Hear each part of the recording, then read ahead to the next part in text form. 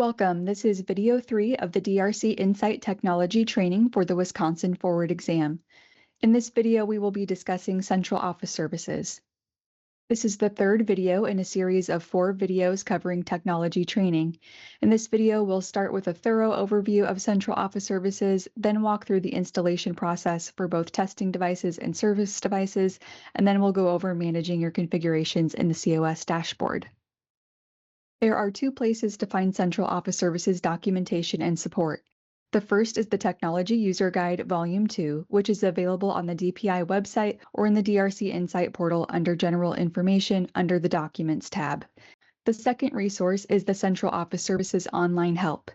You can get to the COS Online Help site by clicking the question mark icon in the top right corner of any page from within Central Office Services in the DRC Insight portal. First, we'll talk about central office services in general. There are 2 main features or components of central office services. The first is the COS configurations, which are required. The COS Dashboard is the management portal you will use to create, monitor, and maintain your COS configurations.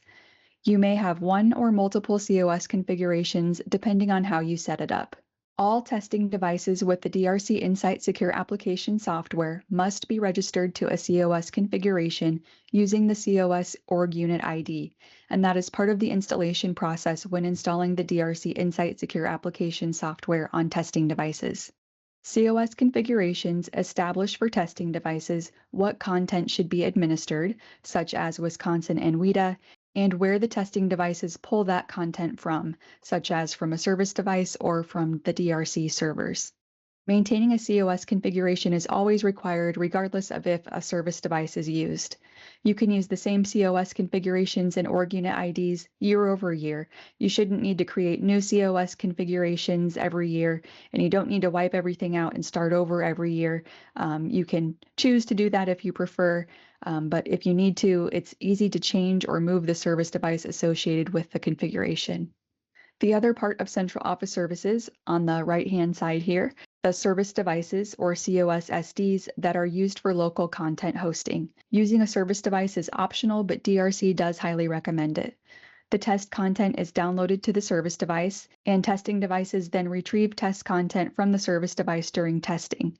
You must install DRC's COS software on the service device and register it to your COS configuration. After the software is installed on the service device, then you can configure and manage it in the COS dashboard. The boxes on this slide represent a COS configuration and its components. There are 2 options, either using a COS service device for local content hosting or not having a COS service device.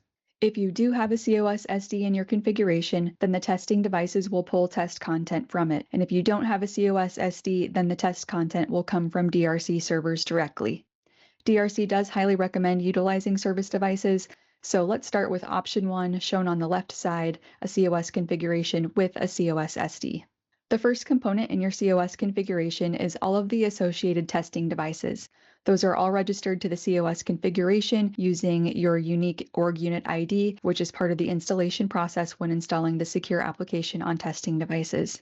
The second component are the locations. You are defining the program of assessments your configuration will deliver, so you will have Wisconsin as a location in your COS configuration, and you may also have WIDA as a location if you're administering the WIDA access testing. So the same configuration and testing devices can be associated with both Wisconsin and WIDA. The third component is adding your service device, which tells the testing devices to get their test content from the service device. If you have 2 or more service devices, that will deliver basic round-robin load balancing. If your service device is ever unavailable for more than 4 hours, test content will be delivered from DRC servers automatically. The fourth component is content hosting and content management. If you have a service device, you will need to enable content hosting and content management in your COS configuration. If you have Wisconsin as a location, then you will see the Wisconsin Forward exam and the practice test checkmarked under the Content Management tab in your configuration. And that is saying those assessments' content should be downloaded to the service device. And for each assessment listed, you will also define if you want the TTS and VSL content downloaded to the service device. For Wisconsin, TTS is always checkmarked because it's embedded in all the forms, but you can checkmark VSL if that is needed. The practice test content is also hosted on the service device, and then when students are taking the practice test, it will be pulling the practice test from the service device as well. Okay, now we'll move on to option 2. If you are not using a service device, you will still have a COS configuration that all the student testing devices are tied to, and you will still have the locations defined, but you won't have a service device or content hosting and management. The test content would come directly from DRC servers. If you have both WIDA and Wisconsin listed as locations in the COS configuration, then students will see a blue testing program selection screen upon launching DRC Insight. If students only see WIDA content and they don't see the blue selection screen to get to the forward exam landing page, then you need to go into the COS configuration and add Wisconsin as a location. Only someone whose user account has permissions for both WIDA and Wisconsin can add both locations in the configuration. So if you need to add Wisconsin or WIDA as a location in your configuration, then go to Central Office Services, open up your configuration, navigate to the Locations tab, and add the testing program that is missing. So under the testing program dropdown, you'll select WIDA or Wisconsin, and then you'll choose your site, which is your school or district, and then click Add Site. And then that will populate that site, and you should see 2 sites here for WIDA and Wisconsin. You can choose to have multiple COS configurations or one district-wide COS configuration. Having multiple COS configurations is common for larger districts or schools. They typically have a separate configuration for each school building. The individual configurations can be set up either at the district level or the school level. Each configuration has a unique org unit ID that the testing devices are registered to. If you're using a service device for content hosting, each configuration can have one or multiple service devices, but the service devices cannot be shared across configurations or assigned to multiple configurations. So if you have a configuration for each school building, then each school building will need to have at least one dedicated service device. If you have one district-wide configuration, then all of the testing devices are in that one configuration, and again, the configuration can have one or multiple COS service devices. Now we'll talk more specifically about service devices. COS service devices are used for local content hosting for DRC Insight testing programs. So if your district administers both the forward exam and WIDA, both programs' content can be downloaded and cached on the same service device. The installers are located on the DRC Insight portal under My Applications, General Information on the Downloads tab. Supported operating systems include Windows, Mac OS, or Linux, and you can see the system requirements or the DRC Knowledge Hub for more information. The COS software does require admin rights to install it the first time. Service devices can be physical or virtual. They can be servers or desktop machines. A pool of COS service devices delivers automatic basic round-robin load balancing. And alternatively, if you have installed and configured third-party load balancing hardware and software, you can link COS-SDs to it. COS-SDs in this type of pool are selected for work based on the parameters specified in your load balancing hardware and software. This is information about software and content updates for the COS software on service devices. This slide was also included in video 1. The software will auto-update to the current version 9 as long as the device is turned on, is active, and has internet access. You can also manually update it from the COS Dashboard in the Insight portal or by using the maintenance tool. And you can read more about that in the Technology User Guide Volume 2. Content updates are also automatic and happen overnight if the service device is left on and with an internet connection. But if you want to force a content update, you can go out to the COS dashboard and navigate to the Service Devices tab and select the service device and click the Validate button. That's something you should always do before testing starts. Never do that while students are actively testing during the day. Here are some COS-SD setup recommendations. Service devices should be connected to the network through a wired connection. They should be a dedicated device that is only used for testing, not other process-intensive applications. So that is so service devices can scale and support more students, and it's not competing with other software on the device for CPU or memory. A service device can be installed at either the school level or at the district level based on your network setup and capacity. However, school level is generally recommended. It's ideal for content to be hosted as close to the student as possible to create the best testing experience. but that may not always be logistically possible. So why does DRC highly recommend using service devices? The benefits of using a service device are that it provides additional test security because it requires testing devices to be on the same network as the service device during the assessment. The COS service device hosts testing content within the network, so it's closer to the student, and this reduces the demand on wide area network or internet bandwidth. When large files are hosted locally, such as for content that contains audio, images, and video, the wait time between items will be a little faster and more consistent, which addresses equity concerns around delivering equivalent student testing experiences across sites. There's one case where service devices are always required, and that is if any students in your configuration will have the VSL video sign language accommodation. If you aren't sure if this is needed, check with your district or school assessment coordinator to ask if any students will have the VSL accommodation for testing this year. And if they will, then under the Content Management tab in your COS configuration, you will need to manually checkmark the VSL checkbox and then click Update Configuration. The checkmark does not carry over from the previous year. After you checkmark this box and save the change, a large amount of video files will be downloaded to your service device, and it may take some time to download. If no tester requires the VSL accommodation, then do not check the VSL checkbox because you won't want those large files downloaded to your service device if you don't need them. In video 1, we discussed the importance for tech coordinators to review the available resources to double-check and confirm sufficient capacity to support the number of students that will be testing concurrently. So I'm not going to repeat everything that I said in video 1, but if you want to go back to it, it was covered in slides 34 to 38, starting at timestamp 21 minutes and 41 seconds. And one of the main things I emphasized was referring to this scaling table as a resource. This is available in the system requirements or in the DRC Knowledge Hub. If your DAC or SAC hasn't communicated their testing plan to you about what the peak number of concurrent testers will be during the testing window, then you should reach out to them to find out so that you can confirm if your setup is sufficient and decide if any testing should be staggered based on your capacity. Another great resource for evaluating COS-SD bandwidth and readiness is a technical bulletin titled Maximizing COS-SD Performance for Wisconsin Forward Testing. So if you have any bandwidth concerns, then I definitely recommend reviewing this document and following the recommendations in it. Another resource to be aware of is the Testing Site Capacity Estimator.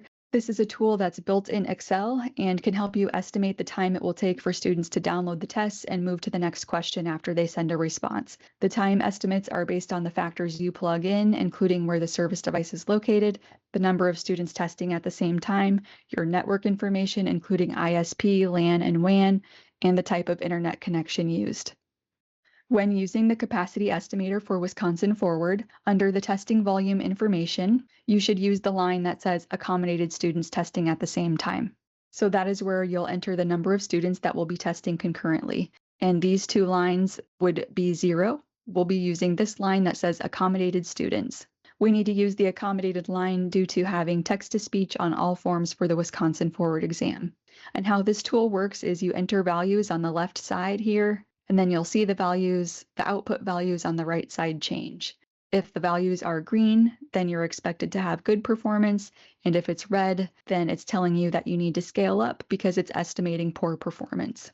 The capacity estimator doesn't factor in if you have multiple service devices, so if you do have a pool of service devices, just use the numbers for the volume that would be connecting to one of the service devices individually.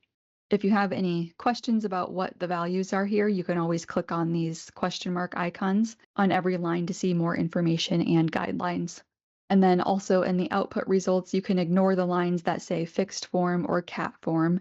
The relevant lines for Wisconsin Forward are the ones that say accommodated form or accommodated item, and as well as the first one that says average time to download the test engine. It's always a good idea to perform a system readiness check after you make any changes to your COS configuration. You can do this manually from any testing device. After you launch the DRC Insight Secure application, click the Readiness Check button in the top right corner and enter access code 7745. If you install a new service device, you'll want to do a system readiness check to confirm everything is looking good here. And if you have multiple service devices, the system readiness check just connects to one, so you may need to launch multiple times or from multiple devices to confirm success for all service device IDs. the service device ID that you're connected to will show here. You want to see all green check marks in the readiness check. If you see yellow, it's a warning for something that's not recommended, but it's still meeting the minimum specifications and can be used for testing. If it's red, the device cannot be used for testing as is, and the issue must be resolved. If it's gray, it means it's not applicable. So if you're not using a service device, then anything related to service device on the readiness check will be gray here because it's not applicable. And then to find out more information about your results in the readiness check, you can click the details buttons on each line. Details and troubleshooting are in the Technology User Guide Volume 3. If you need any guidance with troubleshooting, you can call the DRC Help Desk for assistance. Using a service device is recommended for the reasons we've discussed. However, if something comes up during testing and you need to bypass the service device for any reason so that students will instead pull test content directly from DRC servers, you can make that change quickly in the COS configuration settings. Try to make the change when no students are actively testing or their testing may be interrupted. So this is just something that's good to be aware of in case something happens, or if you're unexpectedly maxing out your service devices during peak testing and a lot of students are unable to test and you need to switch gears to get students back up and running, then just toggle off content hosting here, and that will bypass the service device when students open DRC Insight. So this is the recommended method. Go out to the content hosting tab. If you have a service device, this will be toggled on. Just toggle it off and then click Update configuration to save the change. And that's all you need to do for the content to instead pull from the DRC servers. Okay, now we'll get into the installation process for both service devices and testing devices, and then managing configurations in the COS dashboard. So these are the 3 steps we'll go through. The first activity we'll walk through is how to install and configure the COS service device. The second activity is testing device setup, and activity 3 is managing COS configurations. Let's start with activity 1, installing a new COS service device. First, you'll need to identify a device that has a supported operating system to be used as your service device. As we discussed, this should be a dedicated device. Once you've identified your device, you'll download the installer from the Insight portal under General Information on the Downloads tab, then launch the installer to begin the wizard install process. It's an easy-to-use wizard that will walk you through the installation process. When prompted, it's recommended to use the default locations that come up. Next, the installer is going to ask you to configure the service ports. You can specify the base port, but usually the default value of 55222 will work. After you enter the base port, the install automatically selects consecutively numbered ports. After you select your ports, you'll click Test to verify the ports selected are available on the device. And if the installer dialog indicates the ports are available, you just click Next. If the installer dialog that displays indicates the ports are not available, you just select a different base port and repeat these steps until you have the available ports here. Next comes to a screen that says Completing the Central Office Wizard. The different screenshots here are just how it looks across 3 different operating systems. There will be a URL displayed in this window, and that is the URL on your service device. We recommend you copy and save the URL so that you can resume this process easily without reinstalling the COS service device if something were to come up in the rest of the installation process, if you get stuck somehow or have trouble logging in on the next page and need to come back to this. So copy and paste this URL and save it somewhere just in case you need it. When you click Next, the Service Device Configuration Wizard will automatically launch the DRC Insight portal, so you'll see this page. If you're not logged in, you'll be prompted to log in. You can use that saved URL from the previous slide instructions if you're not redirected after signing in. So this just depends on like cached previous sessions or maybe your inability to log in for some reason, like you forgot your password. You can resume the setup process quickly by just putting in that URL again and keep going from there. Next, after you sign in, the configuration wizard is going to bring you to this page. If you don't see this page, again, this is where the URL comes into play that you saved earlier. You can put that in the browser and then this page will come up so you can complete your configuration. This defaults to the 5-step process that's used for creating a brand new COS configuration. If you have a COS configuration already established and you just want to add a service device, then click the checkbox that says Use Existing Configuration. That's the most common scenario, so for the purposes of this demonstration, we'll checkmark that box. to change to the two-step process of using an existing COS configuration. If you do need details on the 5-step process, you can find it in the Technology User Guide. So when you check the existing configuration checkbox, it will change to this two-step process. So the first step is you need to give the new service device a name. The requirements are that it has to be between 3 and 50 characters. Name it something meaningful so you know what you're looking at later when you go back into your configuration so you can identify it easily. Maybe the device's location and a number if you have multiple devices. If you don't name the service device, then the device ID is generated from DRC. Then step 2, you're going to find that existing COS configuration that you want to associate it with the new service device. So under Testing Program, you select Wisconsin, then search for your site, which is either the district or school, and search for the existing COS configuration. Then you'll want to verify the name and org unit ID, and then click Complete to complete the configuration wizard. This is a screen of the Central Office Services dashboard. A new COS configuration will appear on the dashboard about 3 to 5 minutes after you've created the configuration. On the bottom half of the COS dashboard, notice where it lists your COS configurations and the org unit ID. You will need the org unit ID for when you install software on student testing devices. The org unit ID is what's going to tie that specific configuration to the student's testing device. And you also see the COS configuration names in blue. You may just have one configuration or multiple, but the names are a blue link here that you can click into in order to drill down into it and manage the settings within it. And just since we have a good view of the dashboard here, you'll also see that there's also a column that indicates if there's a service device attached to this and the last check-in time of the service device. There's a column for testing devices that tells you the number of testing devices that are in the configuration. And then there's the COS locations, which is the number of testing programs associated. So if you have WIDA and Wisconsin, then you'll see the number 2 here. If you just have either Wisconsin or WIDA, it will be 1 location. Some districts also use lost links. So if you also have that, then you might see 3 COS locations. Let's move on to Activity 2, Testing Device Setup.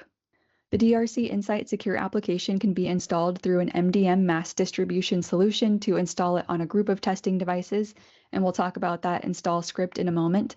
The DRC Insight app can also be installed manually on one machine individually, which is what we're looking at here.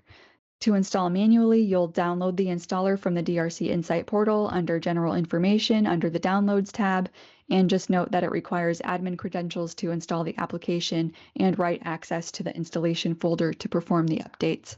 When you launch the installer, you're going to see this wizard. It's really quick. Basically, you just click Next, and then you're going to see that it's complete. And you'll see this checkbox here that says Launch System Readiness Check. It will automatically be checkmarked, and once you click Finish, the readiness check will pop up. Once you click Finish in the wizard, you'll be presented with the system readiness check. We already discussed this earlier in this video. The system readiness check does a quick check of the testing device to see if it's meeting our minimum requirements for a testing device to ensure that things are going to work well for the student. Ideally, you want everything to be green here. Again, if you see yellow, it's a warning that something's not recommended, but it's still meeting the minimum specifications. If you see any red check marks, it means that something isn't meeting the minimum specifications and the device can't be used for testing. So click the Details button for details on what needs to be resolved.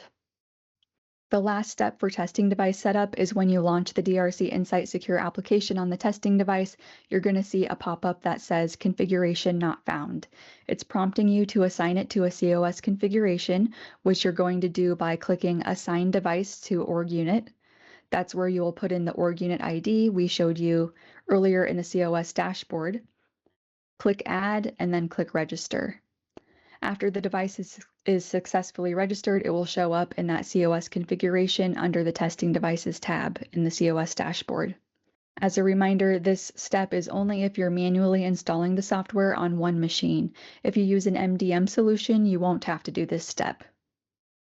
Now in Activity 3, we'll cover managing the COS configurations and the Central Office Services dashboard. As a reminder, if you need guidance for managing configurations in the COS dashboard, you can always access the Central Office Services online help site by clicking the question mark icon in the top right corner of any page within Central Office Services, and that will direct you to this online help site. COS configurations are managed from the COS dashboard. At the very top of the page, you're going to see 3 sets of graphs. One is the status of your COS configurations, the second is the status of your COS service devices, and the third is the status of your testing devices. And on the bottom half of the page is where the COS configurations are listed, along with their org unit ID, their status. What you want to see is that they're functional if you're going to be using them, their last seen information, the number of testing devices, and the number of locations of your testing programs that are associated. And you can click a COS configuration name to get into the settings and manage it. Upon clicking a configuration name, it will bring you into this management portal. There are 7 tabs across the top, and the first one is the Configuration Information tab. This is where you can update the COS configuration name. You can change or enable the auto updates for Windows here, and you can change the use of a proxy host if that's required for your setup. Remember, after any change you make in Central Office Services, be sure to click the Update Configuration button. That's how you save the change. The next tab over is the Testing Devices tab. This shows all of the testing devices that are in the COS configuration. It gives information about them, the operating system version, and more. In this tab, you can verify the testing device's status, that you are seeing the expected number of testing devices, and their last seen status. Last seen indicates the last time the DRC Insight Secure application was launched on that testing device. Under the version column, you should see the version number is 16 for all devices. That's the current version of DRC Insight this year. If you select devices by checkmarking them, there is functionality to move devices between configurations by using the Move button, or you can remove testing devices from the configuration altogether by using the Remove button. The next tab is the Service Devices tab. Under this tab, you have the ability to verify the status of the COS service devices in the COS configuration, and you can add or remove COS service devices here as well. You can update the software version of the device. So what you want to see in the version column is version 9 this year. If you see 8 dot something in the version column, then you'll want to check mark this and then click Update Version. You can change the service device name by clicking into it and just changing the name. You can check that it has content updated here and that it's in a functional status. If you want to force a content update, you can check mark your service devices and then click the Validate button or Validate All button if you have multiple service devices. Before testing starts, we do recommend that you come in here and validate the content on the device, check that it has a green functional status, and that the version is updated to this year's current version and that it's ready to go. Next is under the Locations tab, you have the ability to manage the testing programs the COS configuration will support. We discussed this earlier in the video about how if you have both WIDA and Wisconsin, you need to have both listed as locations here, and that's what enables students to be able to select which testing program they want upon launching DRC Insight. So you can add testing programs here and then click Add Site. The next tab over is the Content Management tab. Here you have the ability to select the appropriate testing content to be hosted on the COS service device. You'll see here we have the TTS and VSL checkboxes. TTS is automatically checked and grayed out. It's locked due to text-to-speech on all forms. And then the VSL accommodation needs to be checkmarked here if you have any students that have that accommodation. So before testing starts, you'll want to come out here to the Content Management tab and verify that the current administration is checkmarked and then the content that you need is checkmarked. Next is the Content Hosting tab. If you're using a service device, the Enable Content Hosting should be toggled on. There is another toggle here that says, do you have a load balancer? Most likely that should be toggled off unless you have installed third-party load balancing hardware and software. You don't need to toggle that on if you will be using our automatic round-robin load balancing. There's another toggle that says, do you have a shared content location? And that should really also be ignored. It's not something that anyone should really be using for Wisconsin Forward. So the last part of the COS application is around how to actually distribute the COS org unit ID out to testing devices if you're using software distribution. We went over how to do it manually in Activity 2, but another method is to create a configuration script for deployment to testing devices. For mass deployment under the Deployments tab within Central Office Services, you can create COS configuration distribution files for testing devices. Select Download Configuration and click Save to create the file. You can distribute the file to testing devices via your MDM solution. The org unit ID is already configured within the script, so there's no need to type it into each device. For more information on this, you can refer to the Technology User Guide Volume 3. That concludes Video 3, Central Office Services. Please continue to the next and final video, Video 4, Testing Device Preparation and Technology Support and Troubleshooting Resources. If you have any questions, please contact the DRC Wisconsin Forward Help Desk.